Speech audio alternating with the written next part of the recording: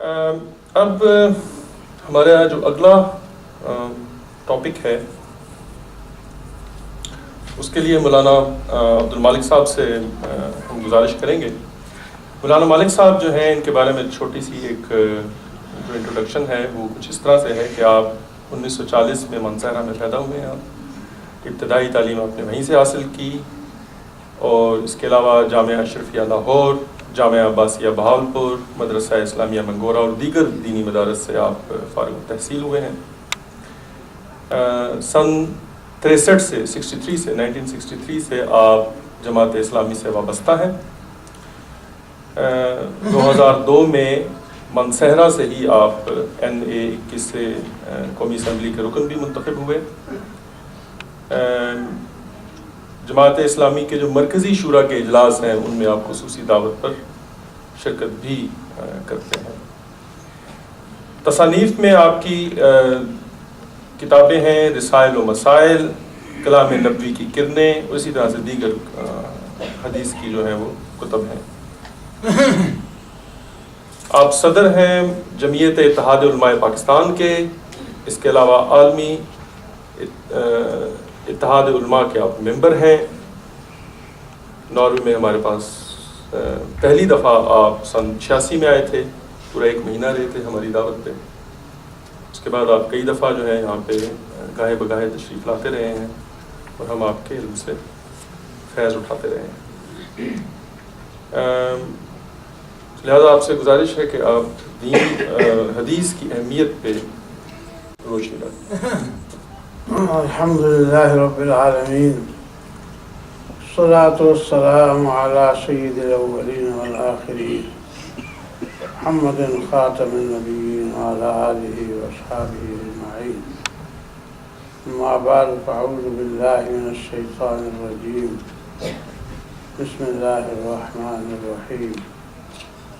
ربنا وابعث فیہم رسولا منہم يتلو عليهم آياتك ويعلمهم الكتاب والحكمة ويزكيهم إنك أنت العزيز الحكيم. وقال الله تبارك وتعالى في مقام آخر: فلا تخشوهم واخشوني ولأتم نعمتي عليكم ولعلكم تهتدون. كما أرسلنا فيكم رسولا منكم يتلو عليكم آياته ويعلمكم الكتاب والحكمة ويعلمكم ما لم تكونوا تعلمون. قال الله تبارك وتعالى: وقد من الله على المؤمنين إذ بعث فيهم رسولا من أنفسهم يتلو عليهم آياته ويعلمهم الكتاب والحكمة ويزكيهم وإن كانوا من قبل لفي ضلال مبين.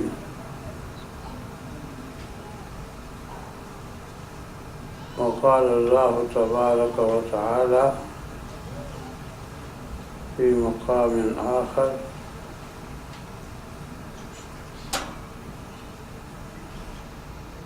هو الذي بعث في الأميين رسولا منهم يتلو عليهم آياته ويزكيهم ويعلمهم الكتاب والحكمة. صدق الله مولانا العظيم. وقال الله تبارك وتعالى: لا تحرك به لسانك لتعجل به إن علينا جمعه وقرآنه فإذا قرأناه فاتبع قرآنه ثم إن علينا بيانه. صدق الله مولانا العظيم. یہ مضمون بہت ہی آسان ہے، کوئی مشکل بات نہیں ہے. ایسی کوئی بات نہیں ہے جو گنجلک ہو، سمجھ میں نہ آتی ہو. ساری بات بالکل واضح ہے. اسے اللہ تعالیٰ نے قرآن پاک میں بیان کر دیا ہے۔ 5 آیات تو میں نے آپ کے سامنے تلاوت کی ہیں، اس کے علاوہ دیگر آیات کے اندر بھی اس مضمون کو بیان کیا گیا ہے۔ 4 آیات میں تو اللہ تعالیٰ نے یہ بیان کیا کہ نبی کا ایک کام تلاوت ہے، قرآن پاک کی آیات پڑھ کر سنانا، ایک کام آپ کا یہ ہے تلاوت۔ نبی صلی اللہ علیہ وسلم نے نبی صلی اللہ علیہ وسلم کے سامنے جبریل امین نے تلاوت کی، اور اس سے پہلے جبریل امین کے سامنے اللہ نے تلاوت کی۔ اللہ نے قرآن پاک پڑھا، جبریل نے سنا، پھر جبریل نے پڑھا اور محمد رسول اللہ صلی اللہ علیہ وسلم نے سنا، پھر محمد رسول اللہ صلی اللہ علیہ وسلم نے پڑھا اور صحابہ کرام نے سنا، اور اس کے بعد یہ سلسلہ آج تک جاری ہے۔ ہم قرآن پاک پڑھتے ہیں کہ پچھلوں نے ہمیں پڑھایا اور اگلوں کو ہم نے پڑھانا ہے۔ نبی صلی اللہ علیہ وسلم کا ایک کام تو یہ ہے تلاوت آیات۔ دوسرا کام نبی صلی اللہ علیہ وسلم کا ہے تعلیم، بیان، کہ نبی صلی اللہ علیہ وسلم نے قرآن پاک کی تفسیر کی، تشریح کی، قرآن پاک کو بیان کیا، معنی کو بیان کیا، اپنی زبان سے، اپنے عمل سے، اپنے قول سے، اپنے فعل سے، اور ایک جماعت برپا کر کے اس جماعت کے ذریعے سے قرآن پاک کی تفسیر کی، پھر اس جماعت کو ساتھ لے کر کے اس دین کو عملاً قائم کر دیا، سوسائٹی کا دین بنا دیا۔ تو سوسائٹی میں دین چلتا پھرتا دنیا نے دیکھا، لوگوں نے اپنے کانوں سے بھی اس دین کو سنا اور اپنی آنکھوں سے بھی اس دین کو دیکھا۔ جس طرح اپنے آنکھوں سے جناب محمد رسول اللہ صلی اللہ علیہ وسلم کو دیکھا، اسی طریقے سے اپنے آنکھوں سے دین کو بھی دیکھا، مشاہدہ بھی کیا۔ تو یہ دین مشاہدے کا دین ہے، آنکھوں دیکھا حال ہے،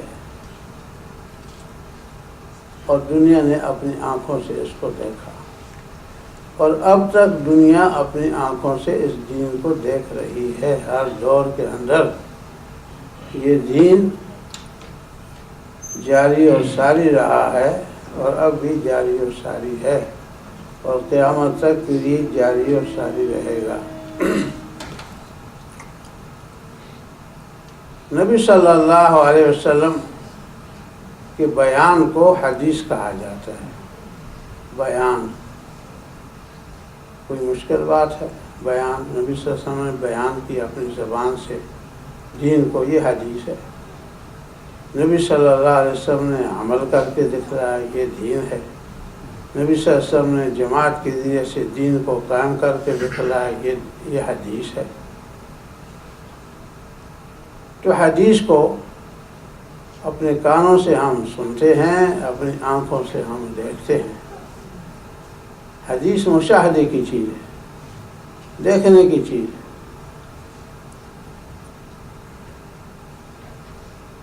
قرآن پاک میں نماز کا ذکر آیا، بار بار ذکر آیا ہے، لیکن نماز کا طریقہ نہیں بتلایا گیا کہ نماز کیسے پڑھی جائے۔ کوئی آدمی بھی حدیث کے بغیر قرآن نماز نہیں پڑھ سکتا۔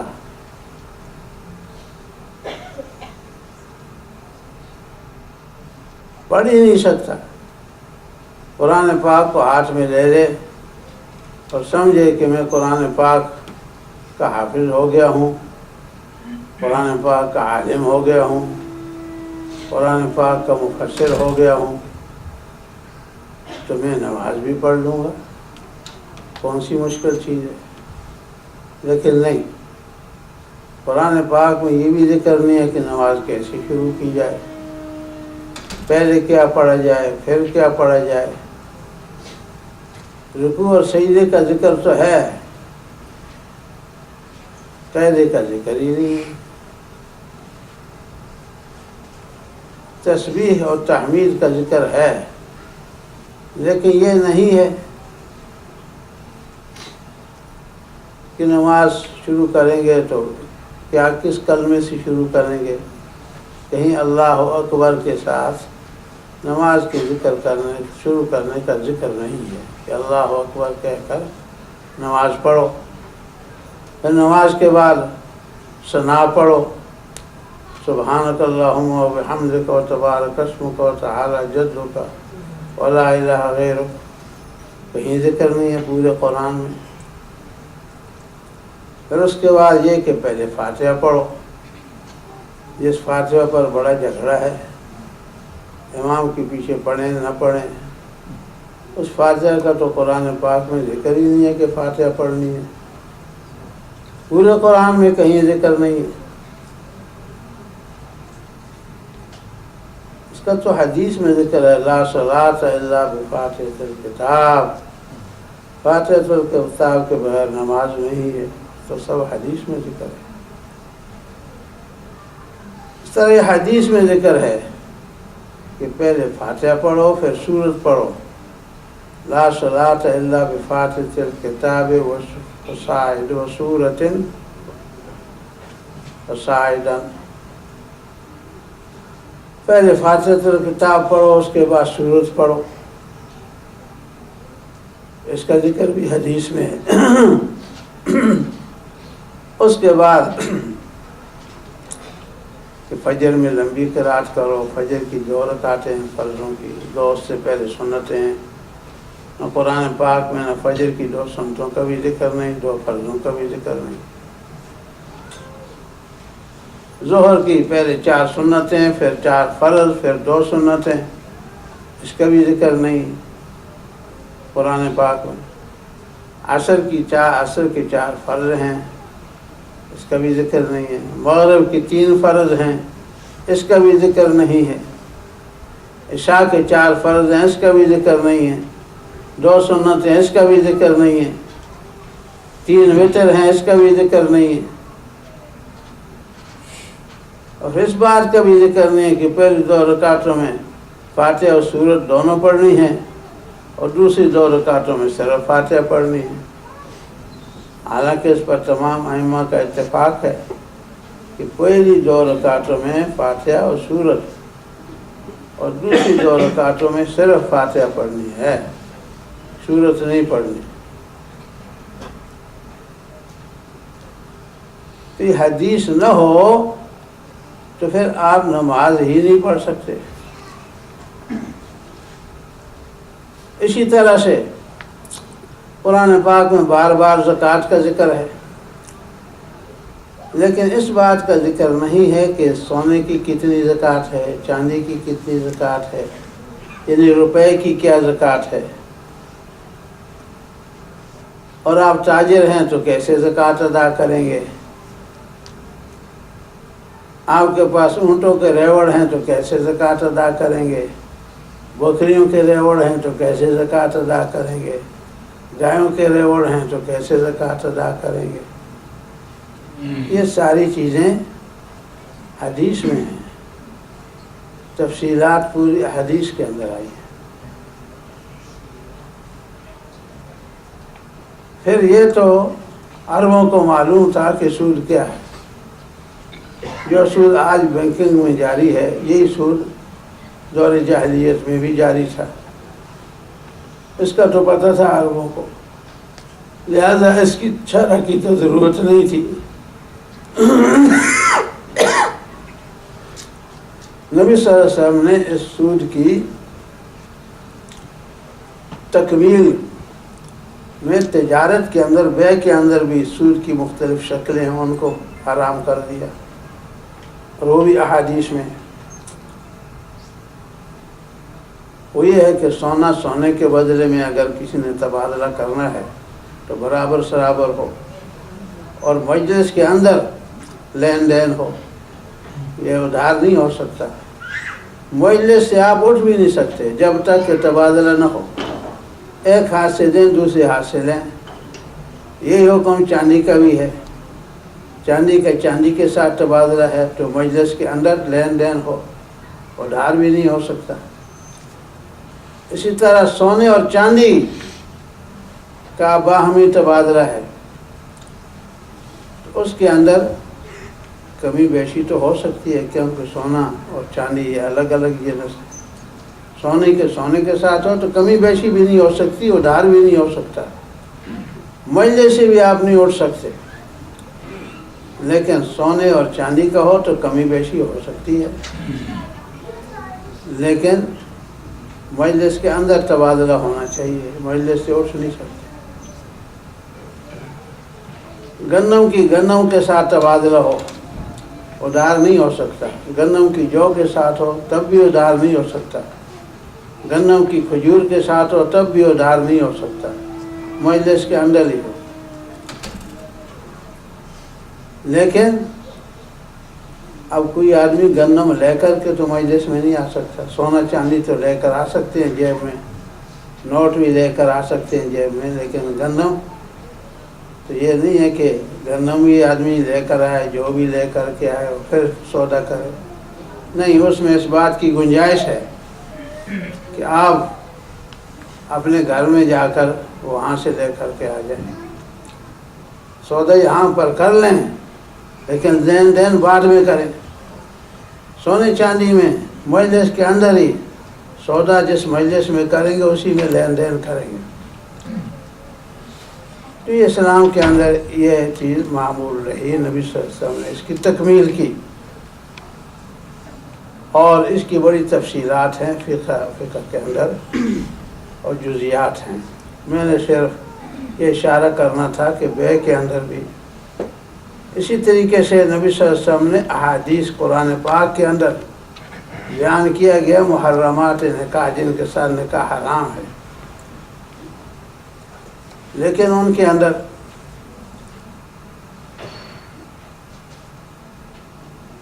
جمع بین الاختین کا تو ذکر ہے کہ دو بہنوں کو ایک نکاح میں آپ نہیں اکٹھا کر سکتے، لیکن بہن اور اس کی پھوپھی کا ذکر نہیں ہے کہ اکٹھا کر سکتے ہیں کہ نہیں۔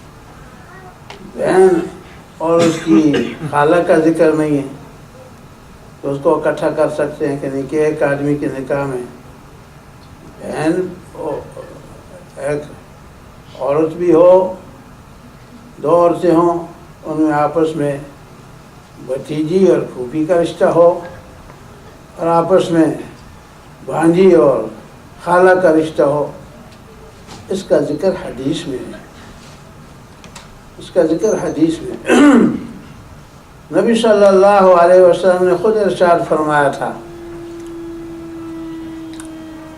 کہ ایک زمانہ آئے گا، ایک آدمی ایک تخت پر متکبرانہ انداز میں بیٹھے گا ٹیک لگا کر کے، اور وہ کہے گا کہ میں قرآن پاک کو تو مانتا ہوں، حدیث کو نہیں مانتا۔ سنو، میں ان چیزوں کی حرمت کا بھی ذکر کرتا ہوں جن کا ذکر قرآن پاک میں ہے، اور ان چیزوں کو بھی میں حرام کرتا ہوں جن کا قرآن پاک میں ذکر نہیں ہے، اور وہ بھی اسی طرح سے حرام ہیں جس طرح قرآن پاک میں وہ چیزیں حرام ہیں جن کو قرآن پاک میں ذکر کیا گیا۔ پر یہ تو آپ جانتے ہیں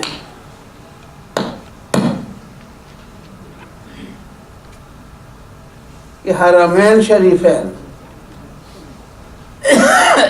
دنیا کے اندر دو گھر ایسے ہیں، دو جگہ ایسی ہے جن کو کہا جاتا ہے حرمین، دونوں محترم جگہ ہیں دنیا کے اندر۔ تو حرمین کا ذکر قرآن میں نہیں ہے، صرف حرم مکہ کا ذکر ہے، حرمین کا ذکر نہیں ہے، اکٹھا ذکر نہیں ہے، اور حرم مدینہ کا تو الگ سے بھی ذکر نہیں ہے۔ اسی طرح حل کبھی ذکر نہیں ہے قرآن پاک میں، اور آفاق کا بھی ذکر نہیں ہے، میقات کا بھی ذکر نہیں ہے۔ سارے حاجی جو حج کرنے کے لیے جاتے ہیں میقات سے اس وقت تک گزر نہیں سکتے جب تک کہ حالت احرام میں احرام نہ باندھ لیں۔ پوری دنیا چاروں طرف سے گول دائرے کے اندر ان کے لیے میقات مقرر ہیں، ہمارے لیے پاک و ہند والوں کے لیے اور یمن والوں کے لیے یہ لم ہے، اور مدینہ والوں کے لیے ذوالحلیفہ ہے، اور نجد والوں کے لیے قرن ہے، اور شام والوں کے لیے جحفہ ہے۔ یہ سارے مختلف اطراف سے میقات ہیں ان کے لیے کہ ان کے اوپر سے گزرے یا ان کے محاذات میں سے گزرے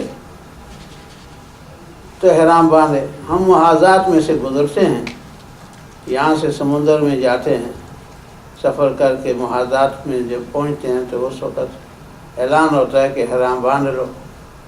جہاز پر جاتے ہیں، جہاز میں آتے ہیں، جب یہ لم کے محاذات میں پہنچتے ہیں تو اعلان ہوتا ہے کہ احرام باندھ لیں۔ تو یہ ان میقاتوں کا کہاں ذکر ہے؟ پھر حج کیسے کرو گے؟ حدیث کو تو مانتے نہیں ہو تو حج کیسے کریں گے؟ مدینہ طیبہ کیسے جائیں گے؟ مکہ مکرمہ میں کیسے جائیں گے؟ احرام کے بغیر تو جا نہیں سکتے۔ یہ بھی قرآن پاک میں ذکر نہیں ہے کہ احرام کے بغیر نہیں جا سکتے، یہ تو اللہ کے نبی نے فرمایا کہ احرام کے بغیر نہیں جا سکتے، احرام باندھنا پڑے گا۔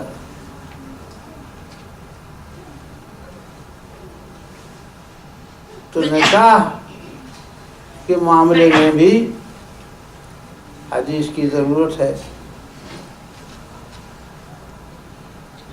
کون سی عورتیں حلال ہیں، کون سی حرام ہیں، کن کو اکٹھا رکھ سکتے ہیں نکاح میں، کن کو اکٹھا نہیں رکھ سکتے۔ پھر حج بھی آپ نہیں کر سکتے اس کے بغیر، حدیث کے بغیر۔ تو پھر محض عمل سے خالی ایک کلمہ گو تو ہو سکتے ہیں، لیکن عملی زندگی آپ کی تو ہو ہی نہیں سکتی۔ یہ 4 ارکان ہیں اسلام میں، نماز ہے، روزہ ہے، حج ہے، زکوٰۃ ہے۔ روزہ ہے، روزے کا چلیے قرآن پاک میں اتنا تو ذکر ہے کہ فجر سے لے کر کے رات تک کھانے پینے سے رکنا ہے، لیکن اس میں یہ بھی ذکر ہے وَأَنْتُمْ عَاكِفُونَ فِي الْمَسَاجِدِ لَا تَقْرَبُوهُنَّ وَأَنْتُمْ عَاكِفُونَ فِي الْمَسَاجِدِ۔ بیویوں کے قریب نہ جاؤ جب کہ تم اعتکاف میں ہو۔ اب اعتکاف کیا چیز ہے، کیسے کرنا ہے؟ قرآن پاک میں تو اتنا ہی ذکر ہے انتم عاکفون فی المساجد۔ اعتکاف کس کو کہتے ہیں؟ یہ تو حدیث سے نبی صلی اللہ علیہ وسلم نے بتلایا اعتکاف یہ ہے کہ رمضان کے آخری عشر کا اعتکاف کرنا ہے تو 20ویں تاریخ کو غروب شمس سے پہلے مسجد کے اندر چلے جائیں اعتکاف کی نیت سے، اور اس وقت اٹھیں جب کہ سورج غروب ہو جائے۔ اور یہ بھی نبی صلی اللہ علیہ وسلم نے بتلایا کہ یہ سنت، یہ جو اعتکاف ہے یہ سنت کفایہ ہے۔ محلے کی مسجد میں سے ایک آدمی اگر کر لیتا ہے تو سارے لوگ، کوئی آدمی گناہگار نہیں ہوگا، اور کوئی ایک بھی نہ کرے تو سارے گناہگار ہو جائیں گے۔ مثال کے طور پر آپ کی اس مسجد میں ایک بھی اعتکاف کرنے والا نہ ہو تو سارے لوگ گناہگار ہو جائیں گے، لیکن کوئی ایک آدمی کر لے تو سب جو ہے وہ بچ جائیں گے گناہ سے۔ اب قرآن پاک میں کہیں ذکر نہیں ہے کہ جب کوئی آدمی مر جائے تو اس کا جنازہ پڑھو.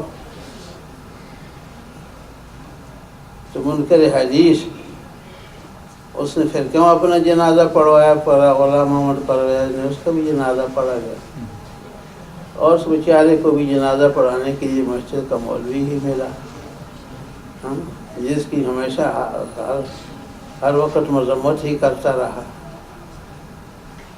کوستا ہی رہا، ان کو برا بھلا کہتا رہا. تو حدیث کا اگر انکار کرے گا تو پھر آدمی نماز جنازہ بھی آپ نے نہیں کرا سکتا، کسی دوسری کا نماز جنازہ بھی نہیں پڑھ سکتا. اور جنازے کا طریقہ کیا ہے؟ پھر کیسے پڑھیں گے جنازہ؟ میت سامنے پڑی ہو اور لوگ سارے کھڑے ہو جائیں، ایک امام ہو جائے، پہلے حمد و ثنا کرے، پھر درود شریف پڑھے، پھر دعا، نماز جنازے کی دعا پڑھے. یہ قرآن پاک میں دکھلا دو. کرو حدیث کا انکار. اگر حدیث کا انکار کر سکتے ہو تو کر لو، لیکن جنازہ پڑھ کر کے دکھلا دو، نماز پڑھ کر کے دکھلا دو، حج کر کے دکھلا دو، زکوٰۃ دے کر کے دکھلا دو. کیا کرے گا انسان؟ کیسے چل سکتا ہے؟ نبی صلی اللہ علیہ وسلم کے فرائض میں سے ایک فرض تھا بیان کرنا. قرآن پاک میں جن چیزوں کا ذکر ہے ان کی تشریح نہیں ہے، اس کو کہتے بیان. نبی صلی اللہ علیہ وسلم نے ان کو بیان کیا، اور قرآن پاک کی وجہ سے ایک نئی عربی زبان وجود میں آئی. صلاۃ کا لفظ پہلے ہے لغت کے اندر، لیکن عربی لغت کے اندر صلاۃ کا معنی نماز کے نہیں. نہ نماز عربوں کے اندر، نہ نماز کا کوئی رواج تھا، نہ کوئی تصور تھا. ان کی نماز کیا تھی؟ وما کان صلاتهم عند البیت الا مکاء وتصدیہ. بیت اللہ شریف کے پاس ان کی نماز نہیں تھی مگر سیٹیاں بجانا اور تالیاں پیٹنا. اب تم سیٹیاں بجاؤ اور تالیاں پیٹو تو ٹھیک ہے، بے شک قرآن حدیث کا انکار کر دو، نہ مانو حدیث کو. تو نماز جو ہے وہ پہلے تو زیادہ سے زیادہ دعا کے معنی میں یا حرکت کے معنی میں، یہ جو سرین ہیں ان کو حرکت دینے کے معنی میں استعمال ہوتا تھا. اور مصلی اس گھوڑے کو کہتے تھے جو دوسرے نمبر کا گھوڑا ہو. پہلے نمبر والے کو مجلی کہتے تھے اور دوسرے کو مصلی کہتے تھے، کیونکہ اس کا سر جو ہوتا تھا دوسرے کے سرینوں کے قریب ہوتا تھا، اس کو کہتے تھے مصلی. اب تو مصلی کا معنی نماز. نبی صلی اللہ علیہ وسلم نے فرمایا صلو کما رأیتمونی اصلی، نماز پڑھو جس طرح مجھے نماز پڑھتے ہوئے دیکھتے ہو، اس طرح نماز پڑھو. تو پہلی بات تو یہ ہے کہ نبی صلی اللہ علیہ وسلم کے ذمہ میں قرآن پاک کے مجمل کی تفسیر تھی، مجمل کو بیان کرنا تھا، اور ان چیزوں کو بھی بیان کرنا تھا جن کا قرآن پاک میں سرے سے ذکر ہی نہیں ہے. نمبر 3، رسول اللہ صلی اللہ علیہ وسلم کو اللہ تعالیٰ نے مطاع بنا کر بھیجا کہ آپ کی اطاعت کی جائے. بھائی نے قرآن پاک کی آیت پڑھی تھی، اطیعوا اللہ واطیعوا الرسول لعلکم ترحمون. قرآن پاک میں تو بار بار نبی کی اطاعت کا ذکر کیا جاتا ہے کہ اطاعت کرو. اور اللہ تعالیٰ نے فرمایا کہ وما ارسلنا من رسول الا لیطاع باذن اللہ. ہم نے تو کسی کو بھی رسول بنا کر نہیں بھیجا مگر اس لیے بھیجا کہ اس کی اطاعت کی جائے اللہ کے اذن سے. ہر رسول مطاع ہوتا ہے، ہر رسول حاکم ہوتا ہے، حکمران ہوتا ہے. ہر رسول کی اطاعت کی جاتی ہے، چھوٹی بڑی ہر چیز کے اندر اس کی اطاعت کرنی ہے. وہ جو حکم دے اس کو ماننا ہے. قرآن پاک میں ذکر ہے وَمَن يُشَاقِقِ الرَّسُولَ من بعد ما تبين له الهدى من بعد ما تبين له الهدى ويتبع غير سبيل المؤمنين نوله ما تولى ونصله جہنم وساعت مصیرا. جس نے رسول کی مخالفت کی بعد اس کے کہ ہدایت اس کے لیے واضح ہو گئی اور اس نے پیروی کی مومنوں کے راستے کو چھوڑ کر دوسرے راستے کی. سبیل المومنین کا الگ سے ذکر ہے. آپ تو حدیث کا انکار کر رہے ہیں. قرآن پاک تو ذکر کرتا ہے مومنوں کا راستہ. اللہ کا راستہ ہے سبیل اللہ. اللہ کا راستہ ہے حبل اللہ. اور محمد رسول اللہ صلی اللہ علیہ وسلم کا راستہ ہے قل ھذہ سبیلی ادعو الی اللہ. آپ کہہ دیجیے اللہ کی بندگی میرا راستہ ہے. میں اللہ کی طرف دعوت دیتا ہوں. علی بصیرۃ انا ومن اتبعنی. میں بصیرت پر ہوں, میرے پیروکار بھی بصیرت پر ہیں. اور صحابہ کرام کی بھی فضیلت آ گئی کہ وہ بھی بصیرت پر ہیں, وہ بھی ٹھیک ہیں. میں بھی بصیرت پر ہوں. میں بھی دیکھ کر کے سمجھ کر کے اللہ کے حکم کو جان اخذ کر کے ٹھیک طرح سے اخذ کر کے میں اس پر عمل کرتا ہوں. اور میرے صحابہ بھی ٹھیک طرح سے سمجھ کر اس پر عمل کر رہے ہیں. وما انا من المشرکین. میں مشرکوں میں سے نہیں ہوں. تو سبیل المومنین کا الگ سے ذکر کیا. مومنوں کے راستے پر چلو. جو اس کی مخالفت کرتا ہے فرمایا نولہ ما تولی. ہم اس کو اسی طرف پھیر دیں گے جس طرف وہ پھرا ہے. ونصلہ جہنم. اس کو دوزخ میں ڈال دیں گے. وساعت مصیرا. برا ٹھکانا ہے. اور کتنی زوردار اللہ تعالیٰ بیان فرما رہے ہیں, کتنی وضاحت کے ساتھ بیان فرما رہے ہیں. فرمایا یا ایھا الذین آمنوا. اے لوگوں جو ایمان لائے ہو, اطیعوا اللہ. اللہ کی اطاعت کرو. واطیعوا الرسول. اور رسول کی اطاعت کرو. وَأُولِي الْأَمْرِ مِنْكُمْ. اور اپنے اولی الامر کی اطاعت کرو. اولی الامر کون ہے؟ صاحب امر لوگوں کی اطاعت کرو. 3 اطاعتوں کا ذکر ہے. اللہ کی اطاعت, خود حدیث میں رسول اللہ صلی اللہ علیہ وسلم تشریح کی. اللہ کی اطاعت تو ہے قرآن پاک کی اطاعت. رسول کی اطاعت ہے حدیث کی اطاعت. یعنی نبی صلی اللہ علیہ وسلم کے زمانے کے بعد اب کیسے عمل کریں گے؟ اللہ کی اطاعت کا پتہ چلے گا قرآن پاک میں جو حکم ہیں ان حکموں کی تعمیل کرنا. یہ اطیع اللہ ہو گیا. اور رسول اللہ صلی اللہ علیہ وسلم کی اطاعت کیا ہے؟ احادیث رسول صلی اللہ علیہ وسلم پر چلنا. یہ اطاعت رسول ہو گیا. اولی الامر منکم. تم میں سے جو اولی الامر ہیں. اولی الامر کون ہیں؟ اولی الامر ہیں صحابہ کرام, تابعین, تبع تابعین, ہر دور کے اہل ایمان جو جن کے پاس علم ہے, جن کے پاس عمل ہے, وہی اولی الامر ہیں. ذمہ دار ہیں اس امت کے معاملات کے.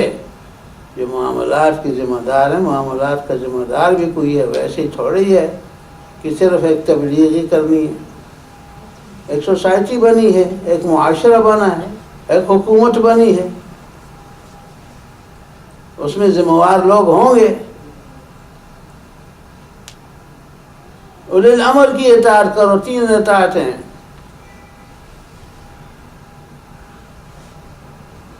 تو حدیث سے آگے بڑھ کر کے قرآن پاک خود کہتا ہے کہ 3 اطاعتیں ہیں.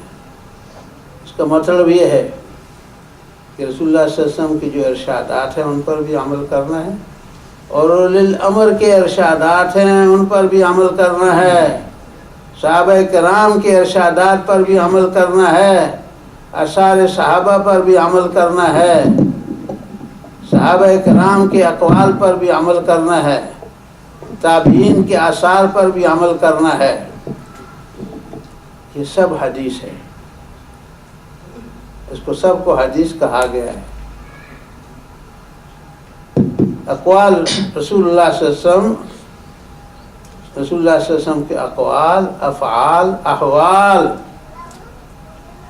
اور اہل ایمان، اہل علم کے احوال، یہ سب حدیث ہیں، حدیث پر عمل۔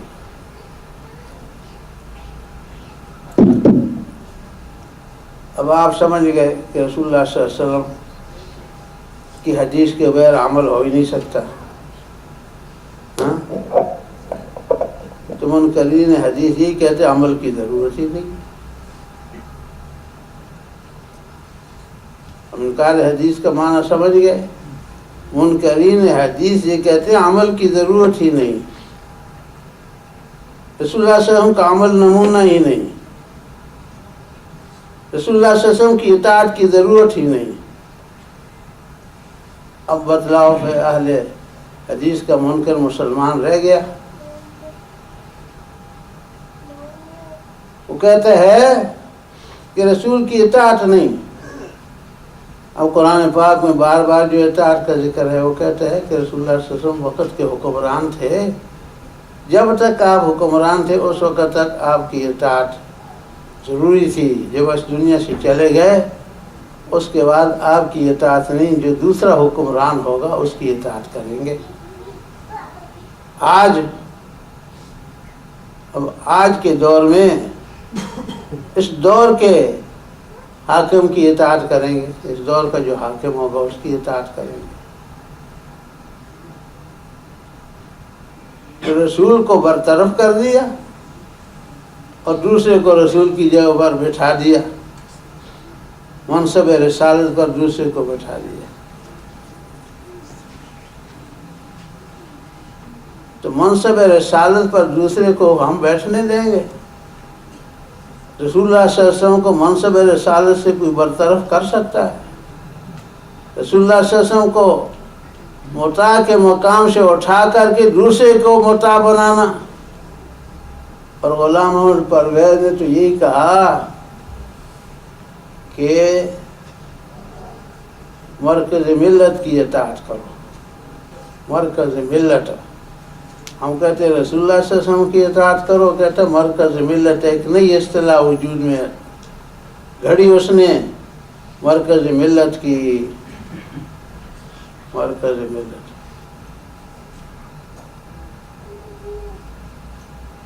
جو غلام احمد پرویز کی نظریات جو منکر حدیث تھا، اس کی نظریات جب علماء کے سامنے آئے تو 1000 علماء نے، پاک و ہند کے علماء نے اس پر کفر کا فتویٰ دیا، 1000 علماء۔ کویت میں پرویزیوں کا اس دور کے اندر بڑے حلقے تھے، اس دور کے اندر انہوں نے حلقے قائم کیے۔ 2002 کے اندر رمضان مبارک کا مہینہ تھا، کویت میں ایک مولانا احمد علی سراج ہے، انہوں نے پرویزیوں کے خلاف کیس کیا کویت کے سپریم کورٹ میں کہ دائرہ اسلام سے خارج لوگ ہیں اور آپ کے یہاں ان کے بڑے حلقے ہیں پرویزیوں کے، تو آپ کیسی حکومت ہے آپ کی؟ پرویزیوں کے حلقے یہاں پر موجود ہے، آپ ان کے حلقوں کو یہاں بند کیوں نہیں کر دیتے، ختم کیوں نہیں کر دیتے؟ انہوں نے 1000 علماء کا فتویٰ پیش کیا۔